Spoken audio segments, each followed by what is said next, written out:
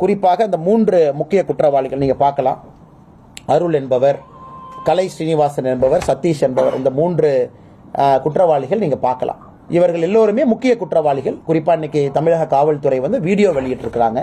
அந்த குற்றவாளிகள் வந்த அந்த வண்டி எத்தனை மணிக்கு வந்தாங்க, யார் வந்தாங்க, எல்லாமே வெளியிட்டிருக்கிறாங்க.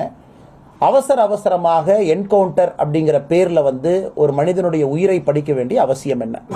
ஏன்னா அவங்க சரண்டரான குரூப். அது அவங்களே போலீஸ் ஸ்டேஷனில் வேகமாக சரண்டரான குரூப் எப்படி தப்பியோட முயற்சிப்பான்? இது ஒரு லாஜிக்கலான கேள்வி.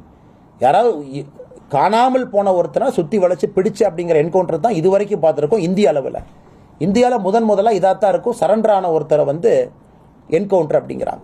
அதை தாண்டி இரண்டாவது மிக முக்கியமானது, காலையில் வெப்பன் டம்ப், வெப்பன் எங்கே ஒளிச்சு வச்சிருக்கிறாங்க கண்டுபிடிக்க போனோம், அங்கே துப்பாக்கி எடுத்து எங்களை சுட்டாங்கன்னா துப்பாக்கி எங்கே இருந்து வந்துச்சு? இரண்டாவது. மூன்றாவது, அதிகாலையில் செல்ல வேண்டிய காரணம் என்ன? நாங்கள் யாரையும் டிஃபெண்ட் பண்ணல, கடுமையான நடவடிக்கை எடுக்க வேண்டும் என்று வலியுறுத்தக்கூடிய ஒரு கட்சி பாரதிய ஜனதா கட்சி. சட்டம் ஒழுங்கில் சமரசம் இல்லாத ஒரு கட்சி. இருந்தும் கூட ஒரு பக்கம் திமுகவினுடைய புள்ளிகளாக இருக்கக்கூடிய முக்கிய குற்றவாளிகள் இருக்கிறாங்க. அதையும் நம்ம புகைப்படத்தை நம்ம காட்டியிருக்கோம். இன்னொரு பக்கம் காலங்காலத்தில் நேரமே என்கவுண்டர் அப்படிங்கிற வார்த்தையை பயன்படுத்த வேண்டிய அவசியம் என்ன? ஸோ தமிழக அரசு முறையான திசையில் தான் கொண்டு போகிறாங்களா, இல்லை இதையும் திருவேங்கடம் இறந்துட்டார், ரைட், ஓகே, இப்போ திருவேங்கடம் சொல்கிற கன்ஃபெஷன் ஸ்டேட்மெண்ட்டில் என்ன சொல்லியிருக்காரு, அதை வச்சு கேஸ் முடிய போதா?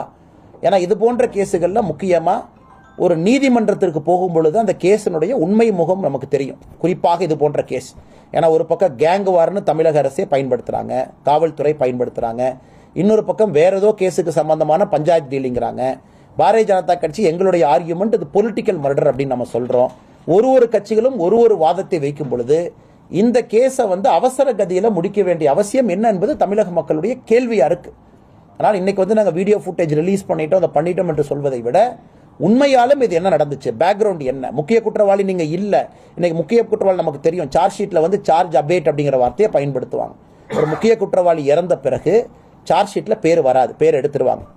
அப்போ முக்கிய குற்றவாளி ஒரு கொராபரேட்டிவ் எவிடன்ஸ் கொடுக்க முடியாது.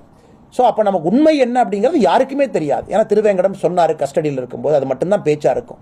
அதனால் தொடர்ந்து தமிழக அரசு உண்மையை மூடி மறைப்பதற்கு தான் முயல்றாங்களோ தவிர இதில் என்ன நடந்திருக்கு அப்படிங்கிற அந்த மர்மம் முடிச்சு அவிழ்ப்பதற்கு எந்த ஒரு காவல்துறையாக இருக்கட்டும், தமிழகத்தினுடைய முதலமைச்சராக இருக்கட்டும், இதுவரை வாய் திறக்காம இருக்கிறாங்க.